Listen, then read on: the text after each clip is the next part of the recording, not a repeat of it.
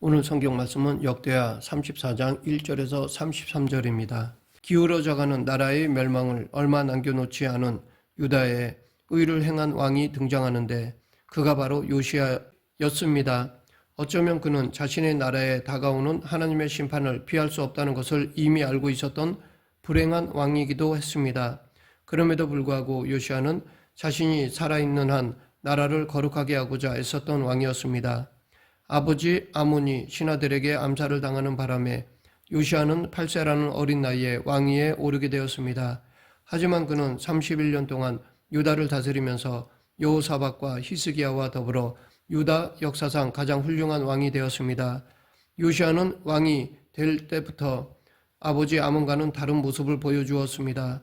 2절 여호와 보시기에 정직하게 행하여 그의 조상 다윗의 길로 걸으며 좌우로 치우치지 아니하고, 성경에서 왕들을 평가할 때 선한 왕으로 칭찬하는 데 있어서 대개 두 가지 표현을 사용하고 있습니다. 하나는 그가 정직히 행했다라는 것이고 또 하나는 다윗의 길로 행했다라는 것입니다. 정직히 행했다라는 말은 우리가 그냥 들어도 하나님 보시기에도 좋은 왕이라는 것을 알 수 있습니다. 그런 왕들로는 아사, 여호사밧, 요아스, 아마샤, 우시야, 요담, 히스기야, 요시야 등 8명입니다. 하지만 이 중에서도 온전히 하나님의 마음에 합했던 왕은 다윗의 길로 걸었다라고 평가를 받았습니다. 이런 평가를 받을 정도의 왕은 여호사밧과 히스기야와 요시야 3명뿐입니다. 요시야는 왕이 된 지 8년, 그러니까 그가 16세 되던 해에 하나님을 비로소 찾았다라고 말하고 있는데, 이것은 그전에는 그가 전혀 신앙이 없었다라는 말이 아닙니다. 이때부터 본격적으로 하나님이 원하시는 일을 하기 시작했다는 뜻입니다. 그렇다면 도대체 아몬 같은 악한 아버지 밑에서 이런 신앙의 인물이 나온 것일까요? 성경에 직접적으로 나와 있지 않지만 우리가 추측해 볼 수 있는 것은 요시야가 어릴 때 할아버지 므낫세가 변화된 이후 그의 선한 리더십의 영향을 받았다고 생각해 볼 수 있습니다. 므낫세는 55년이나 되는 긴 통치 기간 중 49년을 우상숭배와 악행으로 하나님을 진노하게 했던 왕이었습니다. 그러나 하나님의 징계로 아수르에 끌려가서 포로 생활을 하게 되었을 때 회개하고 완전히 달라진 모습으로 예루살렘으로 돌아왔습니다. 그래서 그는 그의 남은 생애 6년 동안은 하나님을 온전히 경외하며 우상을 부수는 경건한 왕의 모습을 보여주었습니다. 므낫세의 뒤를 이어 왕이 된 아몬이 다시 악행을 저지르긴 했지만 아몬은 2년 만에 죽었고 그 뒤를 이어 요시야가 왕이 된 때는 8세였습니다. 그러니까 적어도 요시야는 태어났을 때부터 6살까지는 거룩한 모습으로 변화되어 살았던 할아버지 므낫세의 귀여움을 받고 자라났을 가능성이 큽니다. 그토록 악을 행하다가 시련을 통해 크게 깨닫고 하나님을 경외하는 사람으로 변화된 할아버지 므낫세가 요시야를 볼 때마다 비록 그가 어려도 하나님을 경외하는 왕이 되어야 한다는 것을 많이 강조했을 것이라는 것을 충분히 짐작하고도 남을 일입니다. 16세까지의 유소년 시절 대부분을 아버지 므낫세의 악한 리더십만 보며 자란 아몬과는 완전히 다른 교육을 받으며 자란 것입니다. 왕이 된 지 8년 되어서 비로소 이렇게 확실한 자기 신앙을 보여주게 된 요시야는 12년째 되던 해부터 나라 전체에서 우상을 몰아내는 대대적인 종교개혁을 일으켰습니다. 요시야는 유다와 예루살렘 전역에 퍼져 있는 우상들을 모조리 제거하라는 명령을 내렸는데 이 작업은 아주 광범위하고 철저했습니다. 열왕기하 23장을 보면 요시야는 해와 달과 별에게 분향하는 자들을 폐하였고, 오늘 본문에도 나오듯 우상 숭배 장소에서 행해지던 음란 행위를 단호히 몰아냈습니다. 또한 당시 태양신을 섬기는 자들은 태양신이 매일 수레를 몰고 우주를 도는 것으로 믿었습니다. 그래서 태양신을 위해 말을 불에 태워 제사를 하였습니다. 이것을 위해 왕명으로 제사용 말들을 전국에서 뽑아와서 수용해 두던 마곡간을 요시야가 과감히 없애버렸습니다.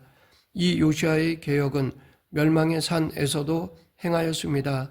멸망의 산은 솔로몬이 자신의 처첩인 이방 여인들을 위해 수많은 산당을 지어준 예루살렘 동편 갈람산의 남쪽 봉우리를 가리킵니다.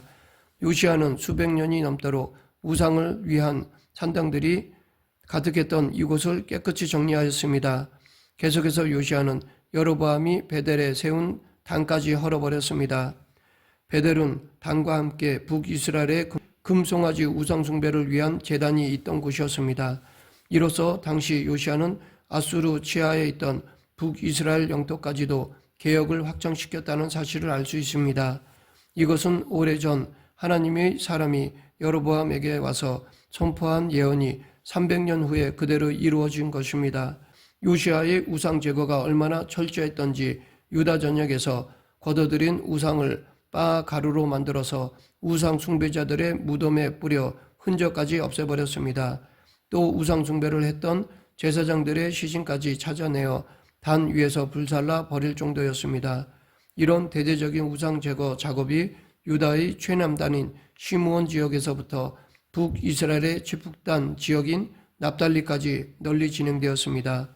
그런데 왕이 된 지 8년 만에 확실한 신앙을 고백하며 나아간 요시야가 왜 4년이 더 지난 12년이 되어서야 이런 대대적인 종교개혁을 실천에 옮기게 되었을까요?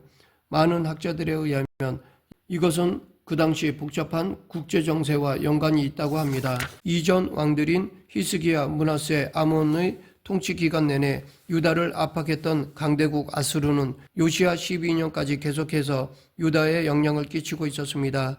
아수르가 유다를 감시하고 있는 상황에서 아수르로부터 들여온 우상들을 제거하는 일은 위험한 일이었을 것입니다. 왜냐하면 아수르의 신들을 파괴하는 것은 아수르에 대한 반역을 의미하고 이것이 아수르의 침략의 빌미가 될 수 있었기 때문입니다. 하지만 요시야 12년인 BC 628년 당시 아수르는 주변 속국들의 반란과 엘람인들의 침공으로 위기에 닥쳤고 게다가 신흥 강대국 바벨론과 메대 제국의 세력이 커지면서 이미 쇠락기에 접어든 아수르를 압박하기 시작했습니다. 그렇게 되자 아수르는 유다에 대해 더 이상 내정 간섭을 할 수가 없게 되었고 요시야는 이 기회를 놓치지 않고 대대적인 종교개혁을 밀어붙일 수 있게 되었던 것입니다. 요시야가 왕이 된 지 18년, 6년이라는 기간에 걸쳐 끈질긴 종교개혁을 단행함으로 요시야는 나라 안의 우상들을 거의 깨끗하게 청소하였습니다. 그리고 곧 이어 하나님의 성전을 수리하는 일을 시작하였습니다. 성전을 수리하는 데에는 막대한 돈이 필요했는데 계속된 아수르의 침공으로 국고는 바닥이 나 있는 상태였습니다. 할 수 없이 요시야는 과거의 요아스가 그랬던 것처럼 백성들에게 성전 복구 헌금을 거둬들이게 되었습니다. 그런데 이렇게 성전 수리 과정에서 한 가지 사건이 일어났는데 대제사장 hil기야가 성전에서 율법책을 발견한 것입니다. 발견한 사람이 대제사장인 것으로 보아 아마도 율법책은 대제사장만이 들어갈 수 있는 지성소 안에서 발견되었을 것으로 추측됩니다. 율법책은 원래 성전의 언약궤 옆에 비치되어 있어야 했습니다. 그런데 세월이 지나면서 어떤 이유에서인지 사라져버리고 제사장들도 그것이 어디에 있는지 알지 못하고 있었던 것입니다. 그렇게 없어졌던 율법책을 발견한 대제사장 hil기야는 그것을 서기관 사반에게 주어 요시야 왕에게 전달하도록 하였습니다. 그리고 사반은 그것을 요시야 왕에게 가지고 나아가 소리내어 읽었습니다. 사반이 정확히 율법책의 어느 부분을 읽었는지를 알 수는 없지만 많은 학자들은 문맥으로 보아 신명기 28장이었을 가능성이 크다고 추측합니다. 신명기 28장은 약속의 땅에 들어가는 이스라엘 백성들이 하나님의 말씀에 순종하느냐 불순종하느냐에 따라 주어지는 축복과 저주를 말하고 있기 때문입니다. 자신의 시대에 유다가 당하고 있는 고통의 원인이 약 1000년 전에 이미 예언되어 있다는 사실을 알고 요시야 왕은 충격을 받으며 자신의 옷을 찢었습니다. 옷을 찢는 행위는 자신의 죄를 인정하는 큰 슬픔과 회개의 표현입니다. 하나님의 말씀을 들으면서 요시야는 유다의 이전 왕들과 백성들이 하나님의 뜻으로부터 얼마나 멀리 떠나 있었는가를 깨달았던 것입니다. 요시야는 즉시 사람들을 여선지자 훌다에게 보내어 자세한 하나님의 뜻을 묻게 하였습니다. 훌다에 대해서는 자세한 설명이 안 나오지만 학자들은 훌다가 예루살렘 출신의 상당히 영향력 있는 여선지자였을 것으로 봅니다. hul다는 요시야 왕이 보낸 사람들에게 하나님의 뜻을 두 가지로 전해 주었습니다. 첫째, 요시야 왕이 들은 말씀대로 하나님을 버리고 우상숭배에 빠진 유다는 하나님의 진노로 멸망을 당할 것이라는 것이었습니다. 둘째, 하지만 우상을 몰아내고 하나님 앞에서 겸손히 회개하며 나아간 요시야는 이 엄청난 재앙에서 제외되는 은혜를 받으리라는 것이었습니다. hul다의 입을 통해 확인된 하나님의 뜻은 요시야에게 엄청난 충격을 주었을 것입니다. 이처럼 우리는 하나님의 뜻을 알고 싶어 하지만 실제로 알게 된 하나님의 뜻은 우리가 전혀 듣고 싶지 않은 힘든 내용일 수도 있습니다. 하지만 요시야는 자신의 마음에 들든 안 들든 하나님의 뜻이기 때문에 받아들였습니다. 요시야는 hul다의 예언을 들은 즉시 예루살렘과 유다의 모든 장로들을 소집하였습니다. 그리고 요시야와 온 백성들은 그 자리에서 서약하고 그 증거로 아직 남아있는 우상의 잔재들을 나라 곳곳에서 제거하였습니다. 결국 요시야가 살아있는 동안 유다 백성들은 거룩한 백성으로 살아갈 수 있었습니다. 이렇게 한 명의 거룩한 리더를 통해 나라가 완전히 바뀌고 한 시대가 바뀌어 버린 것입니다. 요시야는 나라의 멸망에 대한 하나님의 무서운 예언을 이미 들었지만 그냥 절망만 하며 세월을 보내지 않았습니다. 그렇다고 억지로 나라를 살려보려고 하나님의 뜻을 바꾸는 시도를 한 것도 아니었습니다. 그는 자기 나라가 하나님의 진노를 받을 만하다는 사실을 솔직하게 인정하며 회개하였습니다. 그와 동시에 그는 적어도 자기 대에서만이라도 할 수 있는 최대한의 노력을 기울였습니다. 그런데 이렇게 하나님을 전심으로 사랑하고 말씀대로 실천한 요시야였지만 그 마지막은 너무 안타깝고 슬픕니다. 그는 애굽 군대와의 전쟁에서 전사하고 말았습니다. 요시야가 애굽 군대의 손에 최후를 맞이한 곳은 무기또였습니다. 무기또는 동서남북을 연결하는 국제대로 상에 있던 전략적 요충지였습니다. 그래서 훗날 유명한 정복자 알렉산더 대왕도 세계를 정복하려는 자는 반드시 이 무기또를 먼저 차지해야 한다라고 하였습니다. 이곳의 중요성을 진작 간파한 솔로몬이 요새로 만들었지만 요시야가 전사하는 비운의 장소가 되었습니다.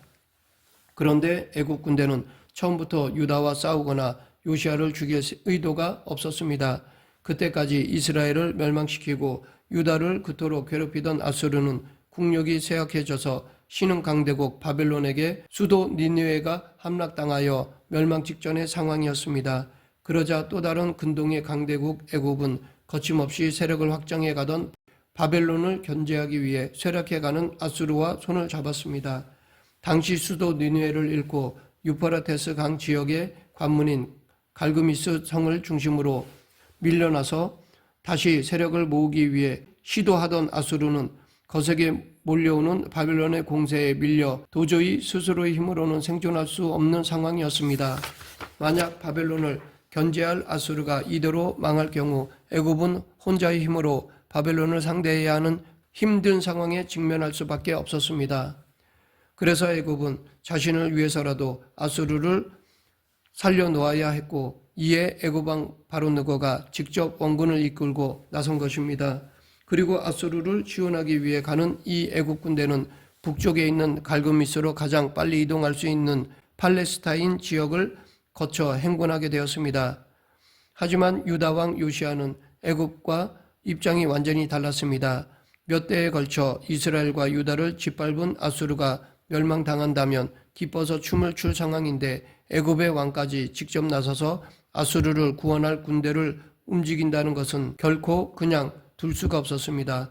그래서 요시야 역시 자신이 직접 군대를 이끌고 나가 애굽 군대의 앞길을 막아선 것입니다.